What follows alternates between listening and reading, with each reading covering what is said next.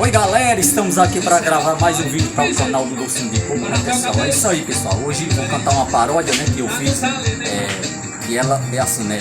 Eu tenho três amores, as três não são iguais, mas não tenho certeza de qual eu gosto mais. Eu tenho três amores, as três não são iguais, mas não tenho certeza de qual eu gosto mais. Uma é aleijada da perna, a outra tá faltando o olho.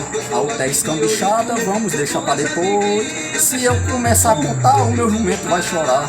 Por isso eu lhe aconselho, vamos deixar pra depois. Eu tenho três amores, as três não são iguais, mas não tenho certeza de qual eu gosto mais. Eu tenho três amores, as três não são iguais, mas não tenho certeza de qual eu gosto mais. Uma é aleijada da perna, a outra tá faltando o olho. A outra é escambichada, vamos deixar pra depois. Se eu começar a contar, o meu jumento vai chorar. Por isso eu lhe aconselho, vamos deixar pra depois.